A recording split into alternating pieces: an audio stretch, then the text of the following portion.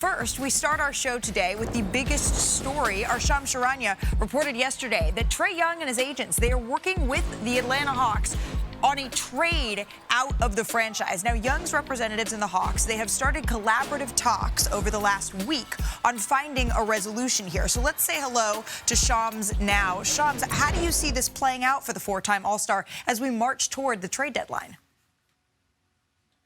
Malika, Trae Young's Hawks tenure is coming to an end. He appears to be in his final days and weeks in Atlanta after 7+ seasons together as the face of that franchise. And I'm told both Trae Young and the Hawks know he just doesn't fit with the current team anymore. We've seen the Hawks move and turn the page toward this young core of Jalen Johnson, Nickeil Alexander-Walker, Dyson Daniels, Onyeka Okongwu. And so both sides now are collaborating on trade talks out of Atlanta, turning the page, seeing where else Trae Young can land to be the lead guard of a franchise elsewhere. And this really started in the offseason when the Hawks decided not to offer a contract extension to Trae Young. And now Trae Young seeking a team that could give him an extension. And also stemming from the fact that the Hawks have played better this season without Young in the lineup. And so here between now and the trade deadline, the Hawks can either move Trae Young, they can wait for his contract to get to an expiring deal in the offseason when he has a player option,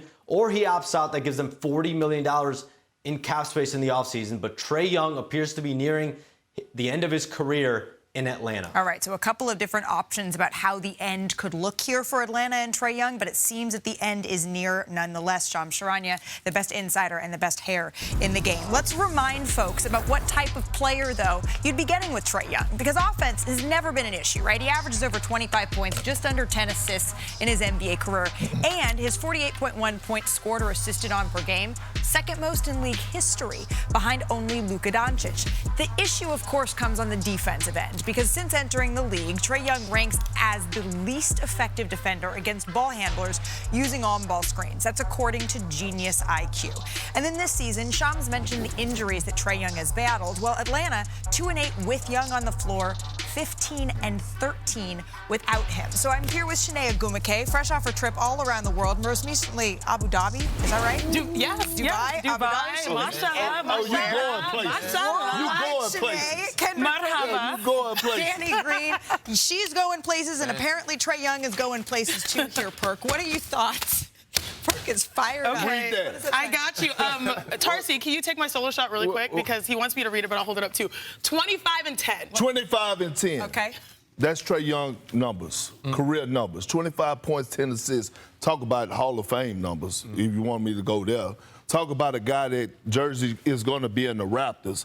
I don't want this breakup to end up like a OKC KD. I need it more along the lines of OKC and Russell Westbrook, right? That's how they need to part ways. And when you think about Trae Young, yes, his time is up, right, when the relationship has run its course, but it's time for a new destination. He's still a guy that is that star slash, knocking at the door of being a superstar that could put butts in the seat, exciting to watch.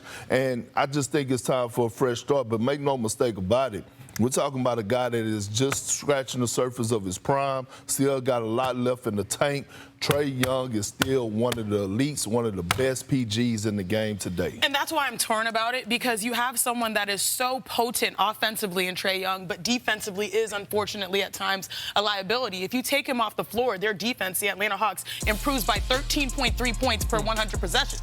So that's a great defense. That's a lot of points. And also, I like this idea that I feel like, and correct me if I'm wrong, Danny, Malika, Perk, that 2021 Eastern Conference Finals run kind of lives rent-free in our heads. Like, oh my gosh, they reached success. But that was almost 5 years ago, half a decade. Sure. So, the last place that you want to be, I always tell people. Not half a decade. I mean, maybe guess that's a we're little in dramatic. 2026, so technically, oh my gosh. I know, right? But the worst place is to be in the middle. And I do think that this team with Trae was in the middle of the pack. They're actually below that because I believe they're 10th in the East.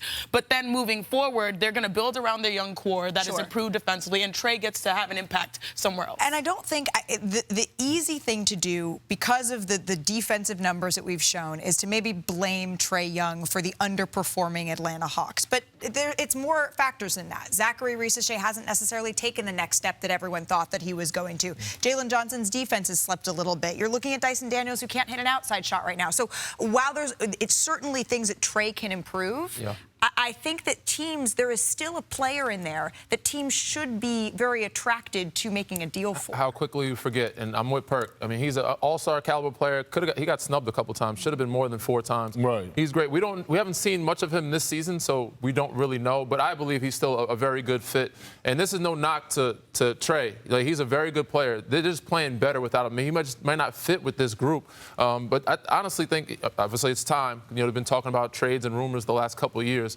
I think, him and Ja swap could make sense. They both just need to change the scenery to me in the bigger picture. But, Memphis could use a guy like Trae. Obviously, there's other teams out there too. But, he still, to me, is a really good player. We just haven't seen much of him this season. No, and we haven't. And the blessing in disguise is when Trae got injured, we was able to see the rise of Jalen Johnson. Yep. I had to realize just 2 weeks ago that the man is damn near averaging a triple-double. Like, real talk. You had to filter yourself for a second. Seriously, and I knew he was a superior athlete, but when it comes down to being able to go get 23 to 24 points a night and drop 8 or 9 assists and make guys around you better, we talk about different type of eliteness. And don't forget, they still have a pick from the New Orleans Pelicans here, so they could be looking, if they move on from Trae Young, to try to be going and getting and filling that spot if that does in fact happen. This Eastern Conference, it could look very different in the next month or so. Now on ESPN.com, our insiders, they released their Trae Young trade guide this morning in the wake of Shams' news yesterday. So when we're talking trades, we need to welcome in Mr. Money Moves himself, Bobby Marks, because Bobby, there's a lot of appealing destinations for Trae Young to land. We know that he is prioritizing getting paid, and no one's going to blame him. So what makes sense to you here? I think it's the Washington Wizards, Malika, and I think it makes sense for both teams here. I think starting with Atlanta, how do you get back money that doesn't stretch past this current season here? And I'm looking at a player like CJ McCollum, who's on an expiring $31 million contract, and he also helps a primary ball handler. When you lose Trae Young, you need somebody else in that backcourt here. And I think McCollum, at least for this year, fits that need here. Certainly young players to come back in the deal to balance out that roster. And then I look at it from the Wizards' perspective. Here's a team that's sitting on potentially $100 million in cap space this offseason.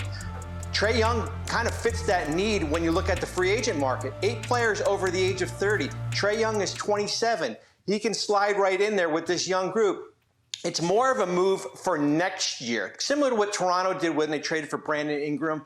Wasn't about this year. It's a move for next year and years beyond that. Okay, so because Trae Young, he didn't sign that extension, so some might say, okay, it could be easier to move a player like Trae Young, but you're here to say, wait, not so fast?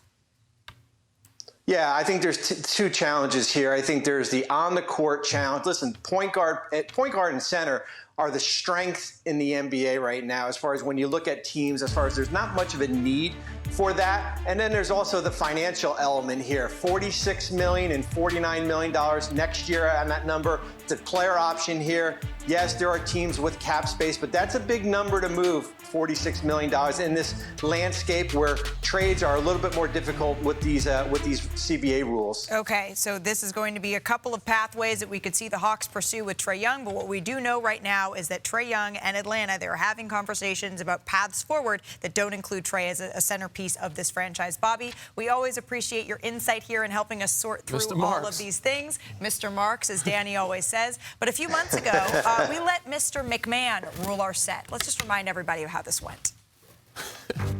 But this is our friend, Judge McMahon, the man in the middle. Yeah. Max contract, Prove it, big fella. Sing. Watching you swinging that thing. I would like to file an appeal. Oh, we're warming up the gavel. Yeah. Howdy, partners. The governor of the gavel is back. It is time again for McMahon in the middle. The trade deadline less than a month away. Trae Young has been the topic of conversation. Let's start with him. Team Texas. Let's go. Do you have a spot in mind for Ice Trae? Okay, I do. Can I tag in first? Go ahead, do your thing. All right. I have a spot in mind. You know, if there's one person that understands I can do bad all by myself, it's Anthony Edwards. But let me tell you something. No, you can't. No, you can't. Respectfully, because you have made it to the Western Conference Finals the last 2 years, but you need a PG. You need a hero, and Trae Young is that guy. They are, I believe, 11th in three-point percentage. They are 12th in assists. They are 14th in made threes. This guy is a career 25 and 10. I didn't know we had a shot clock again. That's a shot clock. Next time, tell us. But I feel like he fills the hole It was news to me. get them over the hump. So thank you very much for being gracious. Wait, for being gracious, Your Honor. Thank you. West Coastal Elites. Not bad, not bad. Tag me in, partner. Hold on. It's not good. I like Minnesota for him, but there's other teams after that do need a point guard. I like Orlando. I also like, who else? I like a switch with Ja Morant and Memphis. They both are talking about rumblings of them being traded. Why not them both just get a new scenery, a new atmosphere, and trade each other for each other? Why not? Have Trae and Memphis, have Ja and Atlanta. I like both of those situations for them. So Minnesota's decent, but I like my situation a little better for Trae. You know what? That's a three-time champ beating the buzzer right there. They did beat the buzzer. I like the fit in Minnesota. I just don't know how they can make the money that trade happen. They'd have to give up such a critical piece to get him. But it's about the argument. It's not about the reality. It's whatever Tim decides. It's about the... Orlando's tempting me too, but you know who I'm going to go with? Bobby Marks in Washington. Okay. That's where Trae, I believe, will end up. That is the best fit. Neither one of you win that one. All right. What? Staying, it's my courtroom. All right. Okay. Danny Green. Staying in the East. Yeah. Giannis's future Milwaukee remains. Giannis's future Milwaukee. Murky. Okay. Do I have an echo? No. Okay. West Coastal Elite. Malika. I can't step Malika, off. you can talk now. Oh, okay, great. What do you like for Giannis? By the way, Giannis Antetokounmpo would fit anywhere that he goes. So the answer is whoever can make a package that trades for him that makes sense both for the Milwaukee Bucks and to still have a team that Giannis can win a championship. But why not a team down in South Beach where the weather is a little bit warmer that we've heard Giannis have interest in the past? Pairing up with Bam Adebayo, which, by the way, the two of them have the same age. It makes all the sense in the world for Giannis Antetokounmpo to be in Miami. Well, the only problem is Giannis could fit anywhere, but they're holding on to their love. And Giannis is not going anywhere. And so I want you to read this text. Who is this from? Doc. And what was this question? Is Giannis going to be traded? I'll go on in an hour. And what did he say?